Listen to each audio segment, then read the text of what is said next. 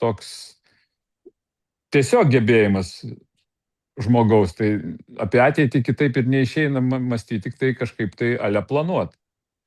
Dabar ir tai atrodė savaime suprantama, kad kažkaip tai tas daiktas visą laiką vyko. Todėl pasakyti, kurioje čia vietoje aš sugalvojau, kad reikia planuoti, tai aš neatsimenu tokio momento, kurį galėčiau taip įvardinti. Tiesiog kažkur tai šalia tokio žmogiškojo gebėjimo apmastyti apie ateitį, ale planuoti ateitį, jisai perėjo į tokį supratimą, kad tai nėra vien tik tai kažkoks tavo ten įgimtas gebėjimas mąstyti ir tai jau yra planavimas, kad yra iš esmės instrumentai, yra atskiri mokslai, kad verslas pats iš savęs yra toksai, dirbtinis dalykas mūsų gyvenime ir jo reikia mokytis. Mokytis darant tai. Antras dalykas mokytis kažkur tai turbūt sužinant šį bei tą apie tai ir mokytis reflektuojant, apmastant tos dalykus, kuriuos čia ale priveikiai. Truputėlį įsiterpsiu, kažkada dalinaisi, kad buvo toks etapas, kada supratai, kada tos paprastosios buhalterijos versle neužtenka, reikia kažko daugiau. Tai šitą momentą atsimeni? Kažkaip buhalterija, iš pradžių, kadangi neturėdamas finansinio raštingumo, kaip ir dauguma tautiečių, turbūt paprastųjų žmonių, tai aš, ta buhalterija automatu atsirado kažkur tai, toks man nesuprantamas svetimas dalykas. Įmonė kaip tokia, tiesiog to reikalauja, be buhalterio negalima, ką jisai ten daro, kažką daro. Pakeliui pradėjo įsivaizdavau, pabandžiau jį įtraukti į kažkokį tai, man reikalingą veiksmą. Supratau, kad nesusišnekam. Ir galų gale man tapo aišku, kad kai jau ėjama aiškėt, kas yra, tai supratau, kad tai yra ne apie mane ir ne apie mano veiklą. Tai, ką jisai daro ir mokestinė apskaita, tai yra mokesčių inspekcijos reikalai, valstybės reikalai, tai yra mano prievolė ir ilgam laikui buhalterija man tapo tiesiog sunaudo eilute ir būtinybė, kuri yra neišvengiama. Sakyčiau, aš ją vadinau, kad šiuo atveju atskirta nuo verslo, kaip bažnyčia atskirta nuo valstybės pas mus, panašiai buhalterija man buvo atskirta nuo verslo apskaitos. Ir aš darydavau, arba, sakysim, veiklos apskaita darydavo, ką jie reikalaudavo, jie darydavo taip, kad verslui nekiltų problemų su mokesčių administratoriais, taip sakyčiau. Tai va toks tas reikalas iš esmės, ir šitas daiktas labai sunkiai keičiasi, nes nei mūsų buhalterių, nei mokyklose, nei aukštosiose, kur juos ruošia, iš esmės moko tik tai mokestinę apskaitą. Tai čia toksai, kaip čia sakyti, sunku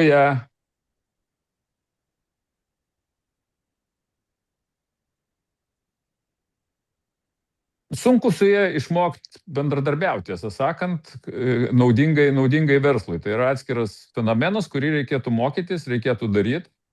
Ir ta veiklos apskaita, ją sujungti kažkaip tai su mokestinė apskaita, nėra taip lengva. Tai nežinau, aš jau tą patį per tą patį sakau, bet padėk ką nors man, kur dingai. Gerai, nedingau. Tai suprantu, ką sakai, kad tiesiog supratai tą tokį atskirimą, kad buhalterija yra viena, planavimas versle yra kas kita. Jo, kad veiklos apskaita yra žymiai platesnis dalykas, verslo apskaita, jeigu taip reikėtų sakyti, yra žymiai platesnis dalykas negu buhalterinė apskaita, kad buhalteris yra skirtas buhalterinė arba mokestinė apskaitai. Ir nuo tada prasidėjo tam tikrą prasme kelionė, visų pirma supratimas apie tai, kas yra verslo apskaita, apie tą verslo apskaitą, kažkokias įsivaizduojamas savas programas, kur pradėjai, ten kažkokį savo įsivaizduojamą verslo modelį programuoti, kai programuotojai atsirado, O buhalterija gyveno gyvenimą savo labai ilgą laiką, kol, nu, kitas etapas turbūt pakankamai svarbus, tai kad pradedi suprast, kad galima tai sujungti ir panaudoti buhalteriją savo reikmėm. Bet čia jau buvo, nu, po kažkiek tai laiko tie supratimai atėjo ir jie nėra tokie savaime suprantami, kaip galėtų atrodyti.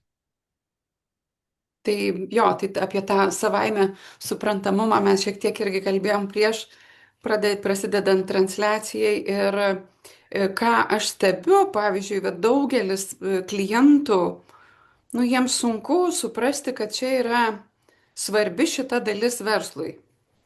Kad nu, kažkiek jinai yra svarbi, kad ant tiek svarbi, bet kad ant tiek svarbi būtų, kad aš pradėčiau į šitai daliai skirti laiko, investuoti labai retam, kuriam nušvinta. Kaip tu manai, kodėl? Nors atrodo tarsi savaime suprantamas dalykas, kad reikia tą daryti, reikia numatyti, bet vis tiek didžioji dalis to nedaro. Tu kelis kartus pakartoji šitą, apie kurią dabar dalį mes išnekam. Apie planavimą. Apie planavimą, nes aš kažkaip buhalteriją čia jau įsivėliau mąstyti. Tai kaip pradžioje turbūt pasakiau, tai yra planavimas, nu man jisai toksai tiesiog natūralus mūsų proto būdas mąstyti apie ateitį. Tai yra ateitis, bet kuriuo atveju yra visiškai neapibrėžta. Jinai bus tokia, kokia bus, o mūsų, kaip sakant, mąstymas apie ją yra bandymas jai suformuoti kažkokį apibrėžtumą. Tai pasakyti, kad mes visai neplanuojam, aš sakyčiau, mes visada planuojam, bet kuriuo momentu mąstydami apie ateitį, mes tam tikrą prasme planuojam. Ir šitas sukuria tokią savaime suprantamumo momentą. Ir dažnai tiek to planavimo žmonės gyvenimus ir pragyvena tiek ir te planuodami. Nu, tiesiog mąstydami apie ateitį ir įsivaizduoja, kad planuoja. Pas bet ką paklausk, visi planuoja. Ne vienas nepasakys, kad aš neplanuoju savo gyvenimo, savo veiklos ir kuo toliau tas žodis planavimas, tuo jis tampa, tuoj naminiai gyvūnai pradės planuoti. Tai čia nenustepsiu. Tai pasakyt, va čia yra savaime suprantamumo ir dabar tiesiog tas dabar veiklos prasme tai yra kažkiek kitas dalykas, nes jis visų pirma turi tam tikrus verslo prasme, nes tai turi tam tikrus, tai yra tam tikras bendras modelis, bendrai verslas kaip sistema, jisai reikalauja tiesiog sisteminio požiūrio į bet ką, tame tarpe ir į planavimą, tame tarpe ir į apskaitą, tame tarpe ir į finansus ir taip toliau. Tai reikia elgtis kitaip negu įprasta gyvenime, nes neveiks. Tai tas planavimas įgauna kitokius dalykus ir jis tampa svarbus, žiūrint iš, kaip tu pavadinai, sakysim, šitą pokalbį šiek tiek apie konkurencinį pranašumą, tai tu pavadinai, tam tikras neteisingai. Tarp visų tų, kaip sakai, didelės dalies žmonių, kurie neplanuoja versle, arba planuoja taip, kaip gyvenime versle, tas, kas pradeda planuoti versliškai, arba verslo būdu, arba sistemiškai, tas turi natūraliai gaunasi konkurencinį pranašumą. Nes konkurencinis pranašumas tai yra iš esmės tai, ką tu turi vertingo ir ko neturi vertingo kiti. Tai nežinau, jau išmazojau, bet... Ne, neišmazojai. Neišmazojau, ne? Ne. Tai dar tokį, kaip sakykime, tokį prieštaravimą, kurį labai dažnai girdžiu, praktiškai turbūt jau čia 100% kiekvienas klientas įvardina, kad pas mus yra veiklos toks specifiškumas ir kad pas mus neįmanoma suplanuoti. Tarkim, vėluojantis atsiskaitimai, nutrauktos sutartys, darbuotojų kaita, įvairūs dalykai, kurie atsitinka versle ir šituos komponentus įvardina, kad šitas dalykas išmuša iš matricos ir tu negali suplanuoti taip, kaip bus. Kaip atsakytum? Taip. Neįmanoma suplanuoti taip, kaip bus. Galima turėti planą ir tikėtis, kad pagal jį eisis, bet iš esmės planas tai yra reikalingas labiausiai tam, kad turėtum ką koreguoti. Jis tiesiog, kažkodėl mes tą planą įsivaizduojam iškart idealizuojam galvoje. Mhm. Ir vat, jeigu reikėtų pasakyti, kaip aš įsivaizduoju planą, jeigu kaip metaforiškai, tai vat kaip Google Mapsus. Mhm. Už 50 metrų sukite į dešinę. Dabar sukite į dešinę. Už 500 metrų laikykitės kairės. Ir mes įsivaizduojam, kad visas gyvenimas va taip, kad mes galim taip susiplanuoti. Tai atsakymas ne, mes negalim taip susiplanuoti. Tai yra tam tikrų prognozių pagrindų, atsirandantis tam tikri įsivaizdavimai, kokios mes ateities norėtume ir nubraižamas kelias, kaip tu tokią ateitį bandysi pasiekti. Bet visa tai yra trapu, nes realiai ateitis, man nuo didžiulių tikėjimų, gali būti bet kokia, išskyrus tokia, kokią tu ją įsivaizduoji. Tai va šitam kontekste, einant su tuo planu, man atrodo, labai galima gyventi pasiruošus nuolat jį keisti. Mhm. O ar galima numatyti tuos pokyčius? Jeigu žinai kintamuosius pagrindinius, kurie turi tavo įtaką, pavyzdžiui, planavimas ir planas gimsta, turėtų gimti kažkokių tai prielaidų pagrindų. Prielaidų arba prognozių pagrindų. Ir prielaidos ir prognozijas, mano įsivaizdavimu, tai yra tai, kas gali turėti didelę įtaką tavo verslui ateityje, tavo veiklai, tam dalykui, kuriam tu planuoji, vadinkiau taip, ne? Mhm. Ir gaunasi, tu jau automatu apibrėži šitomis prielaidomis tam tikrus svarbius momentus, kurie tavo planą gali įtakoti. Automatu pakeisti. Kažkaip nepakeist, bet tapt nebenaudojama, tapt koreguotina, arba tokį, kurį reikia revizuoti. Kaip sakant, eina ne pagal planą reikalai. Mhm. Tai yra dalis tokių, kur korekcijos reikalingos iš karto, yra dalis tokių, kurie tiesiog, man nepatinka arba norėčiau būti kitaip, bet iš esmės plano nekeičia. Čia, aišku, dar labai svarbus lygiai taip pat, kad nedetalizuot to plano ant tiek, kad tu paskiau pats esi to plano vergas. Ne planas yra tikslas. Planas yra priemonė pasiekti kažkokią tai sėkmę. Tai vat, ir detalus labai planas, jis yra trukdis pasiekti sėkmę. Arba, sakysim, ilgalaikis detalus planas. Detalius reikia nusimatyti kitus 3 žingsnius, vieną dieną, savaitę, dar kažkiek, o visa kita yra, supras, kad tai visa kita yra greičiausiai gali būti visaip. Tikėk, nesitikėk, pasitikėk, kaip sakant. Tai... Jo, kažkas yra pasakęs išmintingas žmogus. Taip. Tai kažkaip tau bekalbant, man kilo tokia mintis, ar ne tikslingiau būtų planą ar planavimą versle vadinti prognozę, o ne planu? Aš sakyčiau, kad plane turėtų, planai visų pirma turbūt perspektyvinė prasme skirstosi į kelis lygmenis greičiausiai mano galvoje. Tai yra laike kelis lygmenis. Tai yra operatyvinis planas, tai yra kažkoks priemonių planas, kur tu numatai veiksmus. Toliau, ta prasme, kažkoks taktinis planas, kur tu matai kažkokias tai vidutinio laiko gairės. Tada, vadinkim, strateginis planas, kur tu matai ilgalaikiškės gairės. Ir galų gale yra vizija arba kelrodė žvaigždė, į kurią tu iš esmės eini. Kas yra tavo sėkmė arba siekiamas rezultatas, linkotas visas planas turėtų vesti. Tai sakyčiau, kad pirmus žingsnius arba operatyvinį planą, tegul tai būna dienos planas, tegul tai būna savaitės planas, tam tikrus veiksmus reikėtų planuoti kaip galima tiksliau, stengtis suplanuoti tiksliai ir juos tiesiog įgyvendinti, o toliau tai yra iš tikrųjų, kuo toliau, kuo ilgesniam laikotarpiu, tuo labiau tai yra prognozės, prielaidos ir, kaip šitie, kažkas tokio įsivaizduojamo. Taip, tai yra vis daugiau prognozavimo, vis daugiau spėliojimo, vis daugiau to, kas galimai gali įvykti. Kaip meteorologinė prognozė. Iš principo, taip. Kaip meteorologinė prognozė. O toliau tuo yra sudėtingiau. Bet einant, o dabar ir meteorologinė prognozija, kuom yra gera, jeigu dabar žiūrėtumėm, sakyčiau taip, šiais laikais.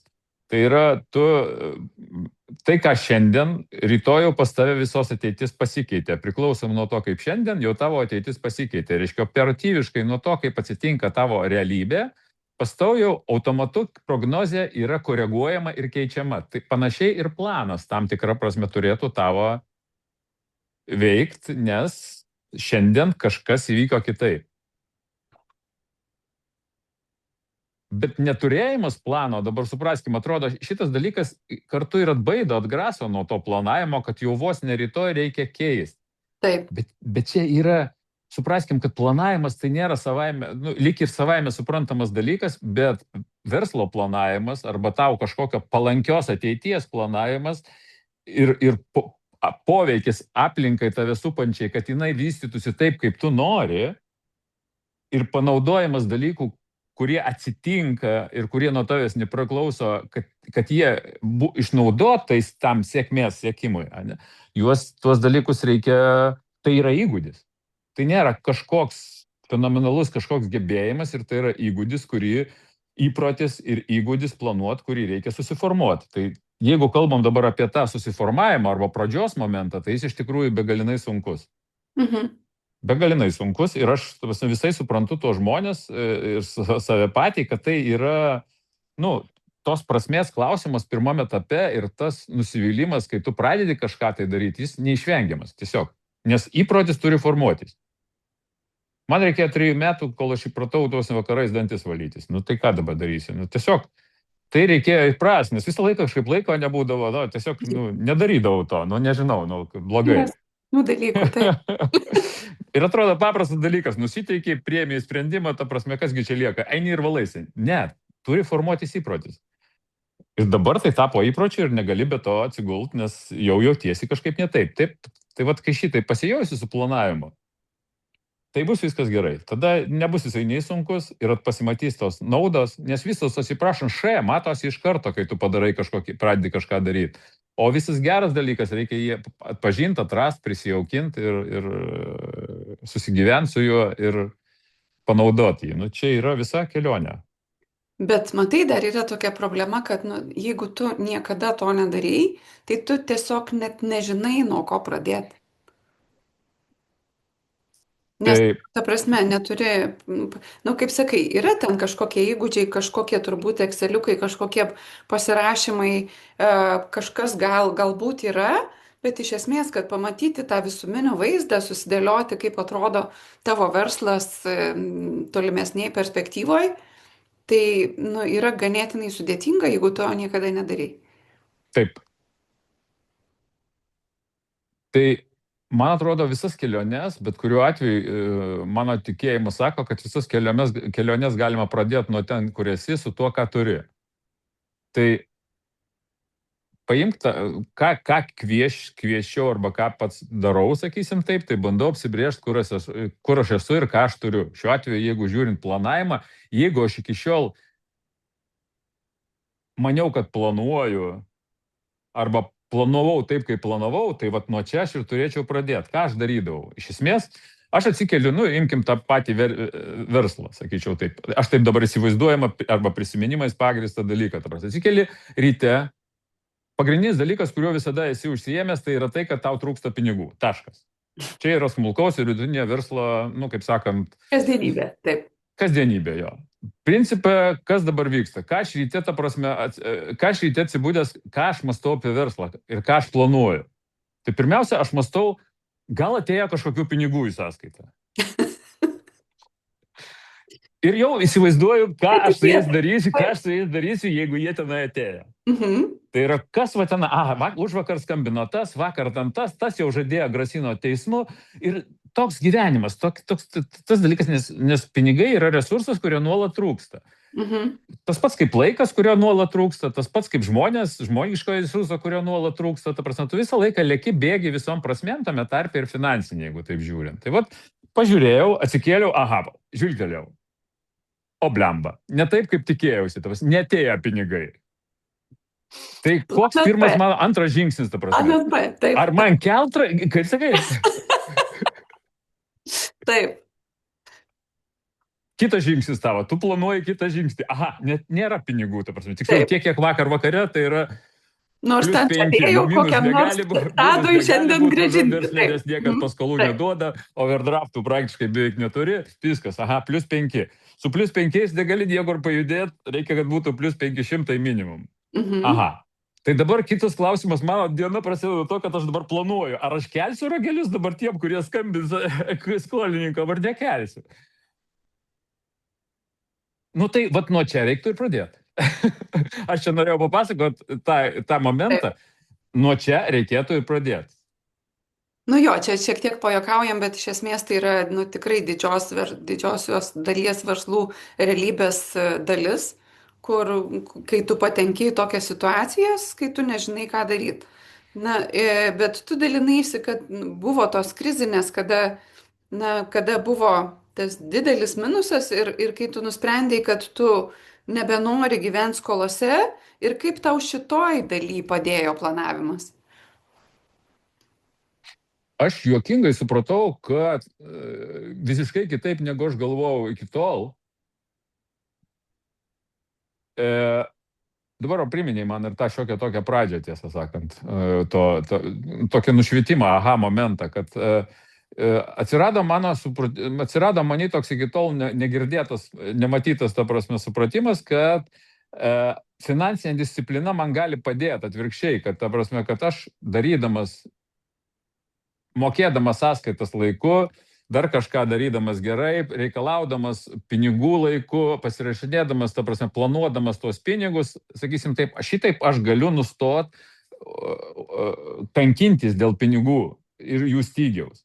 Kad visą tai aš pats ir kuriu savo veiksmais, savo reaktyviniais veiksmais ir, sakysim, ir nutariau proaktyviai susitvarkyti, ta prasme, savo būtent tą, vadinčiau, finansinį discipliną, kurio tuo metu, man atrodo, jinai buvo susidariusi iš 5 punktų. Aš jų dabar net nebeatsiminsiu, jau tiesą sakant, visų. Bet viena iš jų tai yra laiku mokėti sąskaitas. Šitam aš, būdamas minuse, sugebėjau dar kažkaip tai pasiskolinti dar pinigų, kad apyvartinės lėšos man tai leistų. Kas iš to toliau prasidėjo? Iš to prasidėjo supratimas, kad, pavyzdžiui, toks klaidinantis dalykas, kad aš padidinsiu apyvartą ir pas mane tada užteks pinigų.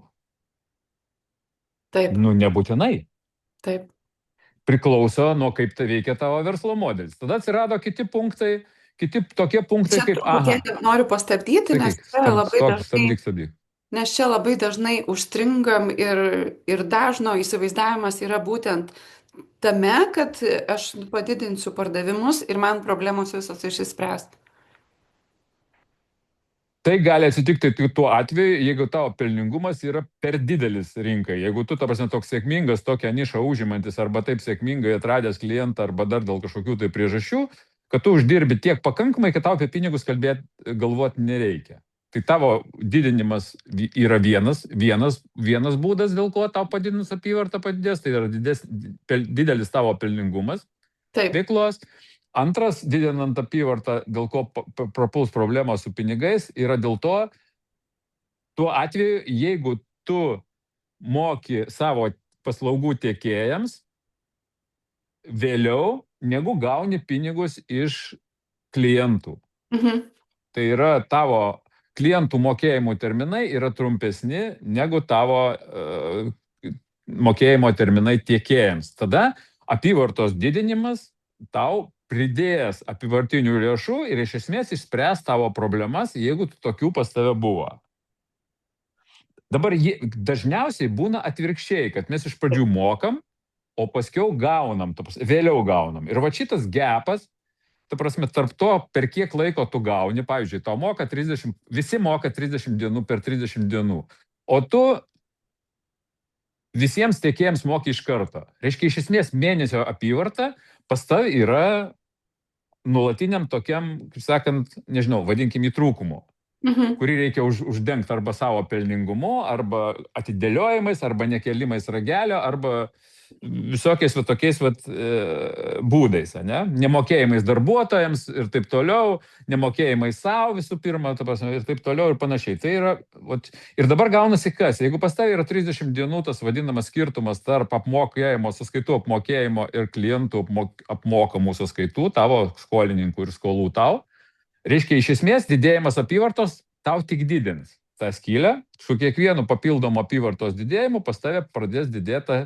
ta skylė, su kuria, skylė apyvartinėse, sakinčiau taip, kurią reikia kažkaip tai vėl iš naujo dilinti. Ir jeigu tu neturi pakankamo pelningumo arba dar tik tai ruošiesi būti pelningas ir esi dar žemiau nulio, nu tai tie pinigai, nu, ir tai nėra savaime suprantamas dalykas. Nėra. Jokinga pasakyti, bet, nu, nepasakysiu turbūt, sakysim, tokio didžiulės žuvies pirštelius auginančios įmonės Kauno filialo vadovė, ta prasme, sakė, niekaip negaliu suprasti. Padidino apyvartą 3 kartus, sakė, kaip negaliu galo su galu suvesti, taip ir negaliu. Taip. Tai va tokio masto arba lygio, arba tokią vietą užimantys žmonės, jie nesusivokia va šituose, atrodo, ale savaime suprantamuose dalykuose. Taip. Nes jie nėra savaime suprantami, kol tu jų nesupratai. Na, kaip sakyti, jau tada, kai išnarstai iš schemą ir tu pradedi suprasti, tai ta schema yra to teisingo ir savo naudingo planavimo sistemos atradimas, kad tu pamatytum, kaip vyksta tie procesai ir pamatytum, kad tas planavimas gali būti tau įrankis, kad tu gali matyti tam tikrus blokus, vat, kaip ir minėjai, ir ne tas atsiskaitimai, skolos tau, tavo skolos, visus šitus dalykus, nes nu, viena iš bėdų, ne veltui nuo jos ir pradėjom apie skolas, kažkaip išsivystė šitas klausimas, tas pokalbis pradžioj, dėl to, kad, na, nu čia irgi dažno verslo yra kasdienybė, į kurią mes patenkam, kad aš negaunu laikų mokėjimų ir negaliu laiku atlikti mokėjimų kitiems. Tai va čia disciplina, kaip sakykime, pradedam nuo savęs, kaip pats sakėjai, nepradedu laiku mokėti, tada tarsi jau atsiranda mano teisė ir iš kitų reikalauti, kad jie pradėtų mokėti tau laiku. Nu, žodis teisė, čia tokie vidiniai tie dalykai yra atskiras klausimas turbūt, bet principė, kai tu pradedi dėlioti tą finansinės disciplinos rėmus, tai yra, tu užsiimi nuolatiniais dalykais. Kuo tu užsiimi? Tu pradėjęs laiku mokėti, tu gali pereiti prie kito dalyko tokio kaip supratimo, kad tau reikia eiti nuolat dėrėtis pas klientus, kad jie mokėtų kuo greičiau. Nežliumt tada, kai tau labai skambint, kad tau labai reikia pinigų, o susitart taip, kad tai būtų ir reikalaut, kad tai būtų. Lygiai tas pats pas tiekėjus, ilgint terminus. Ir tai priklauso nuo finansinės disciplinos, nes atėjus, ta prasme, sakysim, jeigu tu visada šudinai mokėjai, tai atėjus pratesinė terminus, tau atsakymą gausi, tu ir taip nemoki, ta prasme, kokie terminai. Taip. Su klientais tas pats. Mes bijodami prarast klientų, sugalvodami kažką, mes, ta prasme, mes visų pirma, nesusivokdami, ką darom, pakeliam jų skolas iki tokio lygio, kad jos tampa mums pavojingos ir tada bijom prarast tą klientą, nes jis tada visai nesumokės.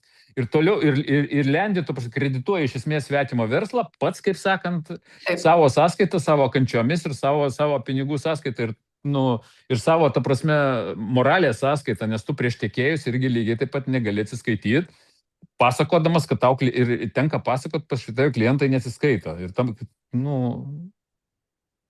tai nuo savęs tik ir gali pradėti iš tikrųjų, nuo kitų nepakeisi. Dar vieną momentą tokį pastebiu, kad dažnai, kai yra viskas krūvoj arba galvoj pas vadovą, tai nėra atskirimo, kur yra tavo verslo pinigai, kur yra ne tavo verslo pinigai. Na, ką aš vadinu ne tavo verslo. Ne tavo verslo pinigai yra pinigai skirti mokesčiams, tarkim. Pinigai toliau jau išsidėsto pinigai tiekėjams.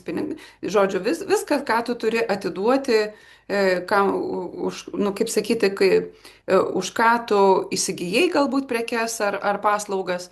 Tai šitie, nes dažnas toks būna pasiskundimas, kad aš su PVM niekaip nesusitvarkau, nes jeigu ne tas PVM, tai viskas tarsi būtų gerai. Na tai, nu, tai man atrodo, kad šitokie pamastymai ir šitokie klausimai kyla tada, kada nėra tos sistemos ir nėra išdėliota ir atskirta, kur yra pinigai, kuriais aš galiu disponuoti, kur yra pinigai, kuriais aš negaliu disponuoti. Nu, ta prasme, jie turi būti paskirstyti. Taip, ir reikalas čia yra apskaitos ir finansinio raštingumo tema vienareikšmiškai. Nes jeigu tu nesugebi galvoje arba ant popieriaus neturi, tai galvoje tikrai tau per daug, bendraja prasme, per daug kintamųjų, kuriuos tu galėtum išdėlioti.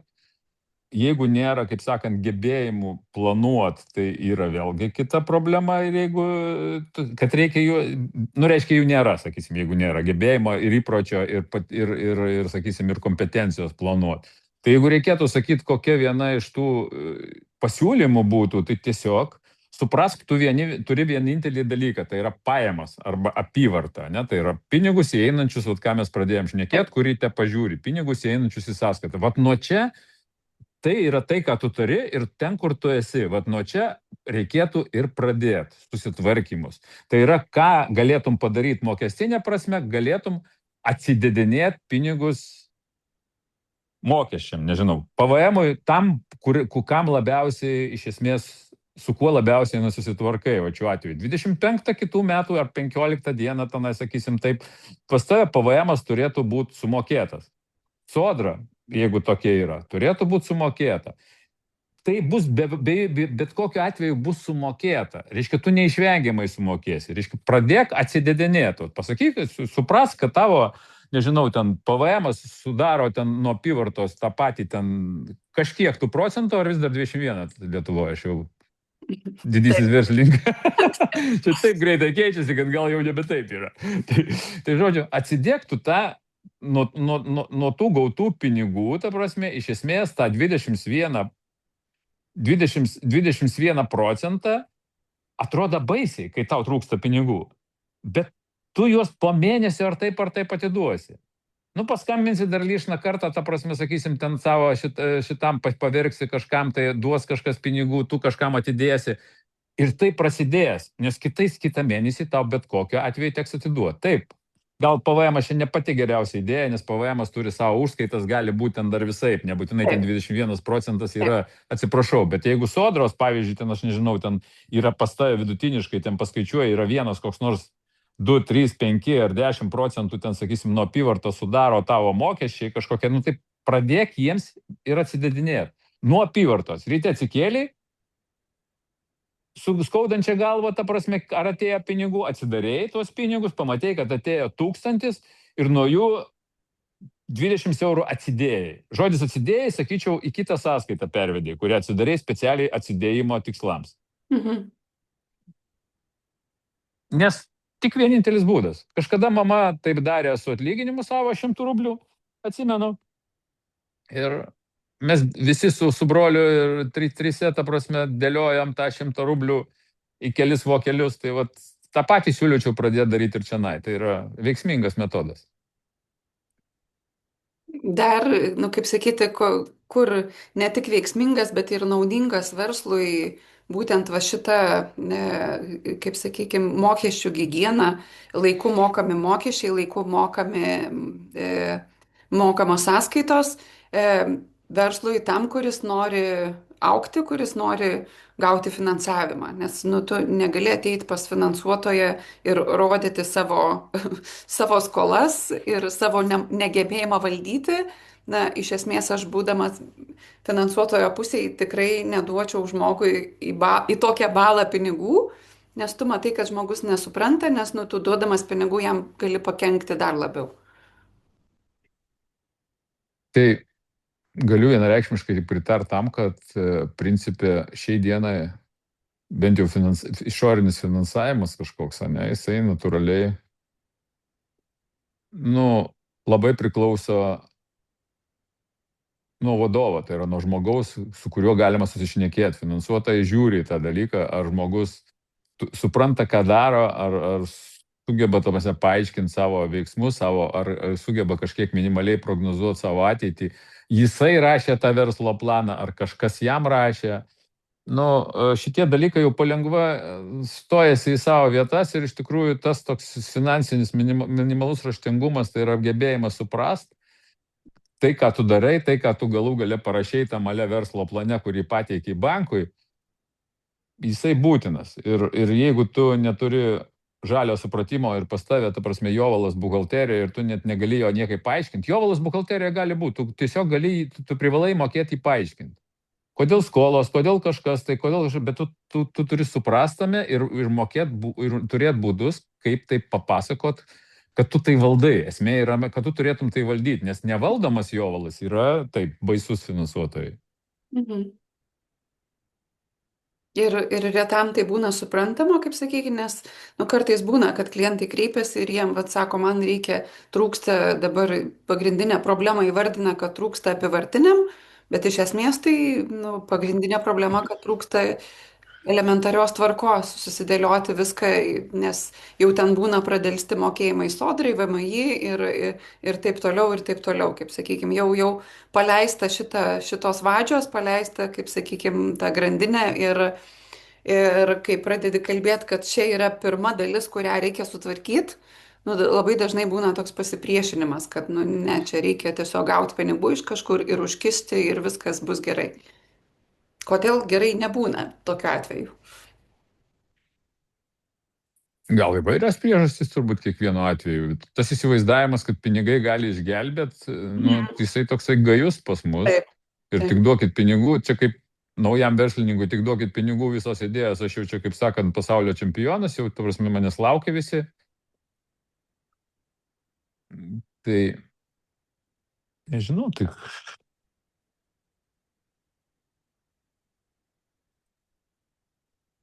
negaliu net sugalvoti dabar kažkokio tokio aiškaus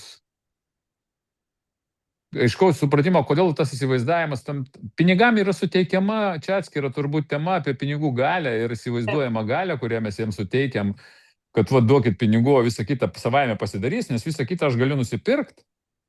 Va čia turbūt esminga klaida ir netgi savo kompetencijos tu irgi nenusipirksi. Jovalas nuo to nenunyks, kad sakysim, kad šitą.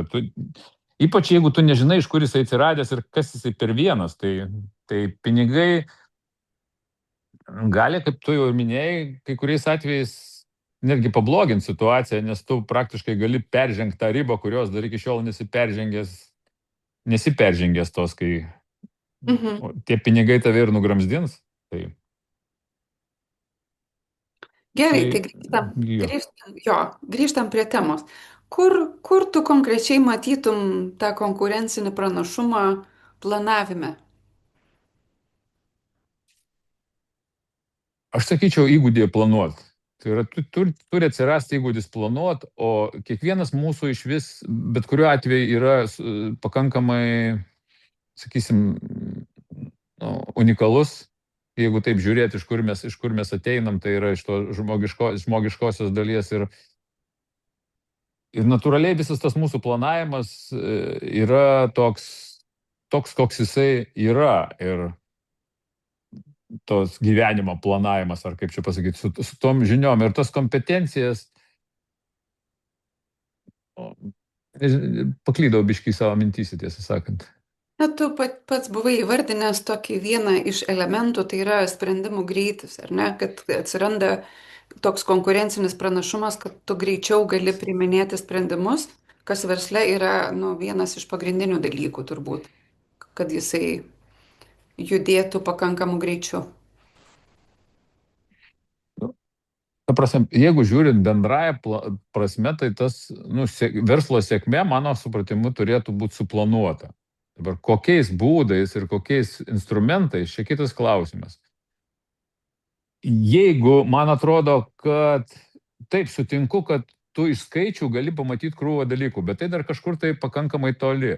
Ką tau duoda, kokią naudą tau gali praduoti čia ir dabar, tai yra, kaip sakant, tiesiog aiškiau susigaudyti situacijoje, toje, kurioje tu nesusigaudai. Vienas dalykas. Antras dalykas, susikalbėti su žmonėm, nes kol tu esi vienas, kodėl mums kartais ir sunku, kol tu esi vienas, tai įprasmint tą suskaičiavimą, sudėliojimą į planą ir paskiau tą prasme skaitimą to paties plano ir pačiau paskiau savo galvoj su juo gyvenimą nėra taip paprasta. Bet kai tik atsiranda žmonės, jeigu atsiranda kažkokia tai komanda, kuri kuri didesnė dalis, kuriai reikia papasakoti, kuriai reikia perteikti, tai kitokio būdo tiesiog nėra susikalbėti. Arba tu toliau eini vienas ir visi tiesiog eikit paskui mane, aš žinau, kur eit kaip Mozės variante, arba tu turi parodyti kažkokį tai planą.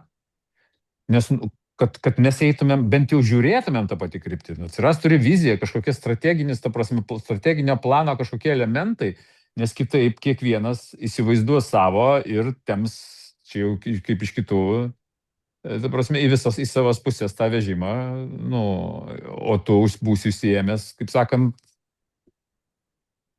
išlaikymo, gelbėjimo, to viso reikalo. Tai man atrodo, šitie momentai, jie patys iš savęs, kurie duoda tam planavimui, suteikia čia ir dabar naudą. Tai yra, jeigu pas tave jau yra kažkaip žmonių ir tu ne vienas, tai tada ta nauda, jinai per žmonės, per susipratimą, kur einam, per planavimą.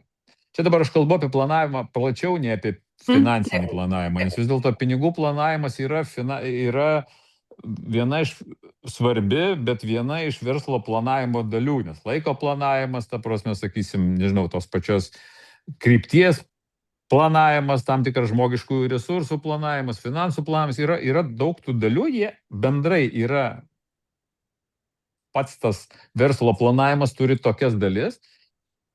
Bet jo pagrindinė išraiška vis tiek yra skaičiai. Išraiška taip, tai yra skaitmeninė kalba. Kaip čia pasakius, vizijos strategijos planavimas tai yra skaitmenizuojami vienareikšmiškai, nes norint tai atlikti, tai vis tiek tampa, matematika apskritai yra teorinis modelis realybės, kitaip jis neturi prasmės jokios. Tai mes tiesiog skaitmenizuojam tam tikrą prasme realybę. Tai yra atspindim skaičiais ir tame tarpe tam, kad ir susišnekėt, ir susivokt, ir projektuot kažkaip tai, arba nuspėt, arba prognozuot tą ateitį. Taip. Ir skaičių kalba. Ir lavinamas turbūt tas raumuo, kad tu gali vis toliau pamatyti, kaip jeigu palyginom su meteorologinė prognozė, tai kad tu gali ne savaitės, bet jau mėnesio, po kiek laiko jau 3 mėnesių gali matymą turėti ir tas matymas vis, kaip sakykime, plečiasi ir lavėja šitas įgūdis. Tikrai taip.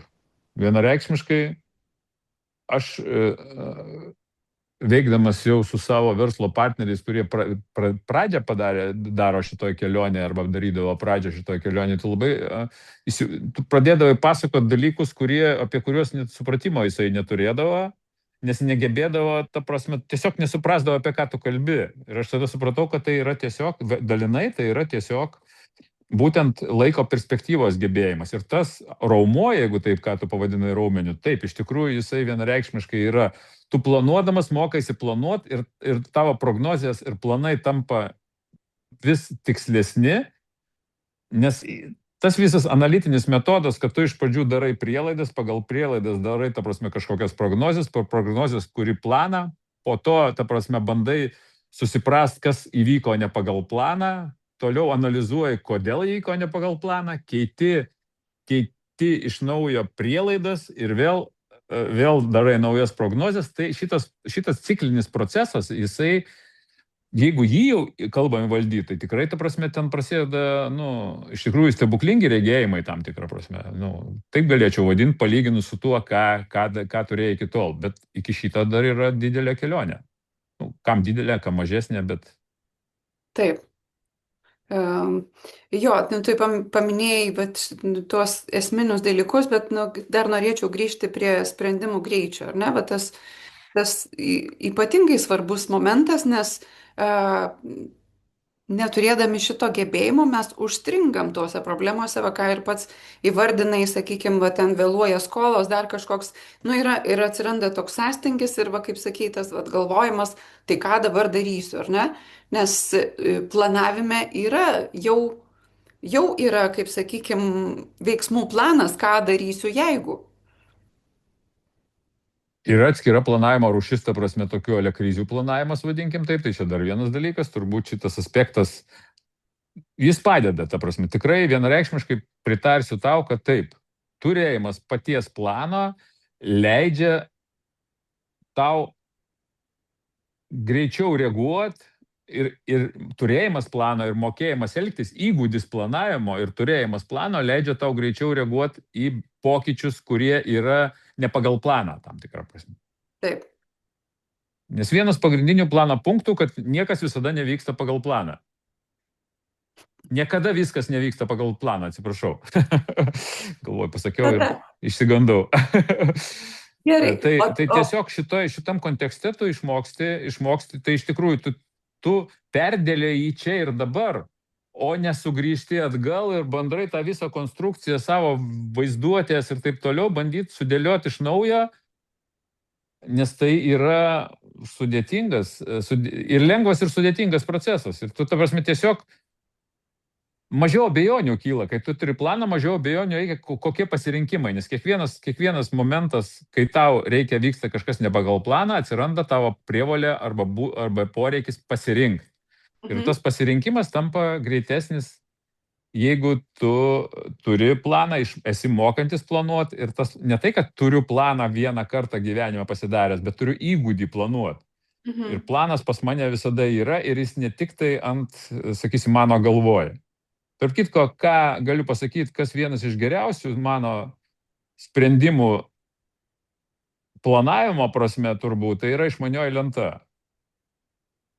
Tai yra dalykas, tu turi arba pieštuku planuoti, arba išmanioji lentoj, sakysim taip, kažkokiam tokiam, kur galima lengva nutrinti ir išmanioji lenta, kuo yra gera, jau dabartinės jos tai iš vis kažkokios, o mano tenai pirmas Samsungas prieš kokių 10 metų ar 12 ten atsiradęs toks didelis, tai jisai padėdavo tiesiog, jisai yra kolektyvinis visų pirma, tai tiesiog tu turi greit gebėti nutrint, kad vėl užrašyti naują, va čia yra pasikeitė.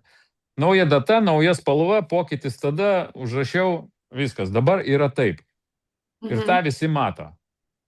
Ir visi prisimena, nes vaizdinės priemonės, vėlgi, sakyčiau, jeigu per komandos prizmę žiūrint, jos visai kitaip veikia, negu ten aš prabėgdamas kažką pasakiau, arba tiesiog neturėdami plano, visi savaip išsigando kažkokią tai momento, kuris paveikia, čia kalbu apie, jeigu jau komanda yra, jeigu vienas esi, tai čia dar vėl viskas gerokai kitaip. Dar paminėjai tokį burtažodį prielaidos. Tai, tarkim, pradžiai, kai pradedu dirbti su klientu, duodu jam tokią užduotį tiesiog, kad jisai pats sudėliotų kažkokiam laikotarpiui, kokį jisai pats gali įsivaizduoti, bet pats pabandytų pradėti ir padėlioti ir tada man lengviau suprasti, kokioj stadijoje žmogus yra planavime. Tai dažniausiai, kas atsitinka šituo atveju, žmogus ateina susidėliojęs, išsitraukęs kažkokius vidurkius, tarkim, tai va čia dar vienas iš geresnių atvejų, kada pažiūrėjo į pernai metų tuos pačius mėnesius ir va šių metų mėnesius panašiai pagal pernų metų vidurkius susidėliojau. Kodėl tai yra nepakankamas planavimas? Sakyčiau, kad čia yra labai gera vieta pradėti. Jeigu nieko iki šiol nedarė ir neplanavai, tai pasiimi praeitų metų, pasidarai projekciją, pavadini tai kitų metų planu. Jeigu tau labai norisi kažkokio tai iššūkio, tai pridedi kokius 3% ir pradedi nuo to. Nes žiūrėdamas į tai, kas jau atsitiko, iš esmės gali pamatyti, ta prasme, suprast, kodėl tai vyko, ir suprast ir jau kažkaip daryti kitas prielaidas, ką arba reiktų ir taip toliau, pavyzdžiui, sezoniškumą tokį, bet didžioji dauguma verslų turi kažkokį sezoniškumą, kuris atrodo iš vienos pusės lyg vėlgi yra savaime suprantamas, o iš kitos pusės neaišku, kaip su juo elgtis. Tai vat šitie dalykai, jeigu pridėjus prie tavo tikrųjų rezultatų kokio nors biudžeto, ar kaip sakai, ar biudžeto realaus fakto praeitų metų, susidėlioti jį pirmiausiai ir pavadinti jį kitų metų biudžeto planu, pakoreguojant, jau būtų geras šitas. Dabar, kodėl jis nepakankamas? Man atrodo, jis pakankamas, jeigu tai yra pirmieji planavimo žingsniai. Jeigu toliau, tai natūraliai tu turi pradėti daryti prielaidas kurios yra čia ir dabar, o ne praeitų metų pagal atsitikimus, kad tokios prielaidos. Gali kažkiek, PVZ. Pavyzdžiui, pernai metais, čia vat realybė, ta prasme, doleris, ta prasme, nukrito 14%. Tai yra didžiulis poveikis tam tikra prasme tam, kam tai buvo svarbu. Dabar jo ten kaina yra šiai dienai 1,18 euro už $1. Dabar, ar man toliau jau dabar ką daryti?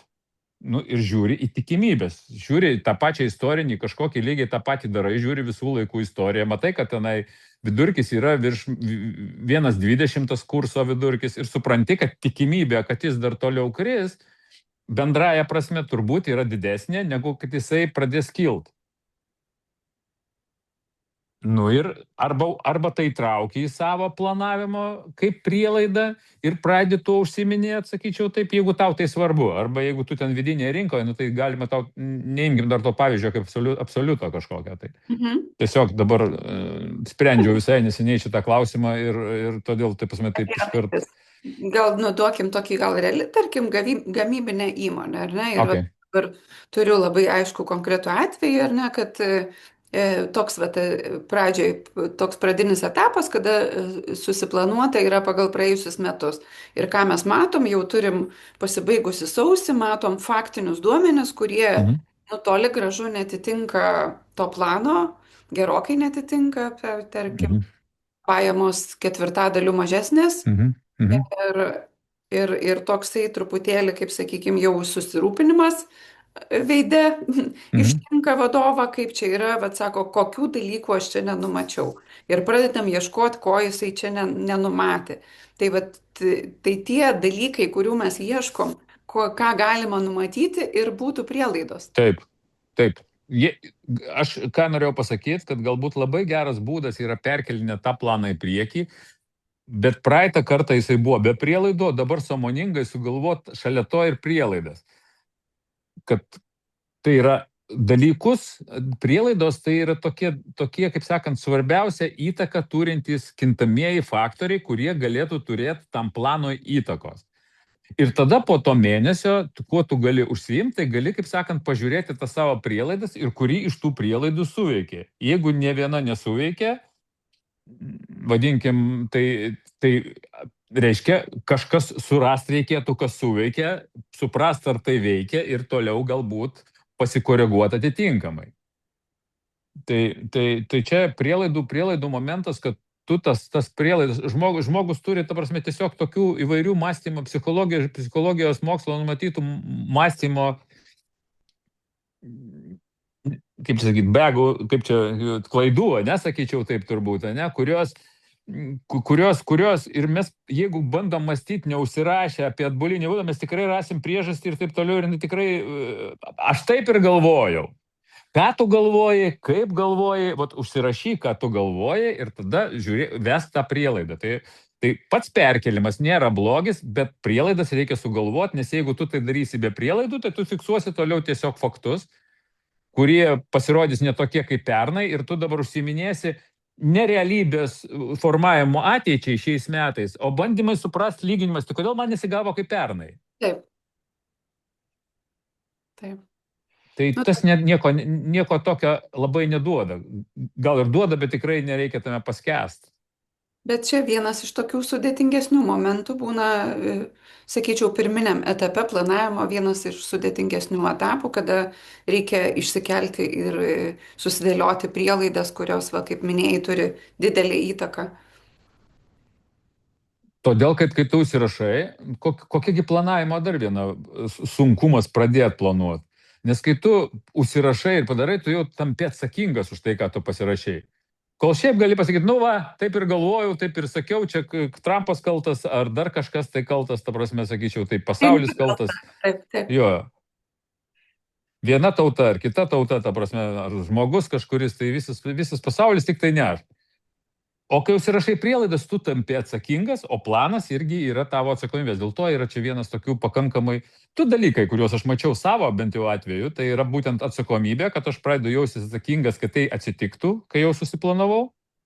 Ir antras dalykas, palengva nunyko perfekcionizmas, kad planas yra nekintantis dalykas. Tas perfekcionizmas, kad aš pasidėjau planą ir dabar su juo eisiu, kaip tu pradžioje pasakei, tai yra tam tikros daugiau gairės. Tai nėra veiksmų planas kažkokiam trumpam laikotarpį, po to trumpo laikotarpio reikia iš naujo suplanuoti veiksmus kitam trumpam laikotarpį ir taip toliau, o gairės karts nuo karto pasitikrinti, revizuoti, ar jos vis dar gairės. Ir tai nėra jau, sakysim, būtinybė. Jos tiesiog yra kelrodės kažkas tokio, kas padeda eiti, bet ne tai, kas turi būti atlikta, padaryta ir taip toliau, nes tada taip tampa beveik nebeįmanoma. Na, kadangi jau laikas mūsų žiūriu į pabaigą, nejučia prabėgo Oho. valanda ir taip pasistengim tada apibendrinti, kur yra tokie pagrindiniai momentai, kur tu pats savo atradai konkurencinį pranašumą ir ką palinkėtum galbūt kiekvienam vadovui, ką šitoj daly, kaip ir minėjai, pradėti nuo ten, kur jis yra ir su tuo, ką jisai turi, bet jeigu jam yra per sudėtinga išsitraukti prielaidas, tiesiog keletą patarimų, ką daryti šitokiais atvejais. Aš sakyčiau, pirmiausiai, ką reikėtų pradėti daryti, jeigu man reikėtų daryti, tai pradėk planuoti. Ką tai reiškia, nesvarbu. Tiesiog pradėk. Sakysim, atsikelt kiekvieną rytą, sakyk, ta prasme, 5 minutės aš planuoju. Nežinau, ryte po pietų aš užsiimu planavimu. Tai yra, ta prasme, tai mano planas, o paskiau eik daryti. Tai yra, man atrodo, pagrindinis dalykas. Gerai, 5 galbūt trumpai. Nepaskęsk tame planavime, nesusigalvo, kad tu čia per vieną dieną išmoksi planuoti, suplanuosi viską ir paskiau viskas vyks pagal planą. Tai tiesiog pradėk planuoti. Bet kokį dalyką, kurį mes kažkada išmokam ar išmoksim, mes išmokstam darydami. Tai reikia pradėti daryti, pradėkit planuoti. Nieko kitokio čia, nieko gero nepasakysi. Eit mokytis anksti, jeigu dar neplanavot niekada. Reflektuot anksti, jeigu dar neplanavot, ką apmastyti, ką padarėt, pradėkit planuoti. Tai yra tiesiog veikit kaip jų mėnesį ir jūs pažinsit save, nes tai yra pakankamai subjektyvus dalykas. Ir pakankamai unikalus dalykas. Ir kiekvienas pradės savo kelionę biški kitaip. Taip, naudodamis galbūt panašiais instrumentais, bet visiškai kitaip. Tai ir kokia toks mano inspiracija. O kokia vertė, dar pabrėžkim. O vertė yra būtent konkurencinis pranašumas mano įsivaizdavimu, nes principė, mes jau apie tai šiek tiek kalbėjom, tai yra pagrindinis dalykas, tai yra tikrai tiesioginis konkurencinis pranašumas vienas dalykas, antra didžiausia nauda tai yra ramybė, kurią tu supranti, aiškiau suvokdamas ateitį bent jau vienu žingsniu ir suprasdamas ir atradęs metodą, kuris tau tą ramybę neš ir didins. Nes pagrindinis dalykas tavas. Amen, jo. Ačiū labai, Dainiau, kad pasidalinai savo įžvalgom. Ačiū visiems, kas klausė ir klausys. Tikiu, kad kažką pasimsit savo naudingo, galbūt atrasit, gal suprasit, kur esat šiuo metu ir ką turėtumėt daryti kitaip. To ir linkiu visiems. Ačiū. Ačiū, Diana, kad pakvietei visą.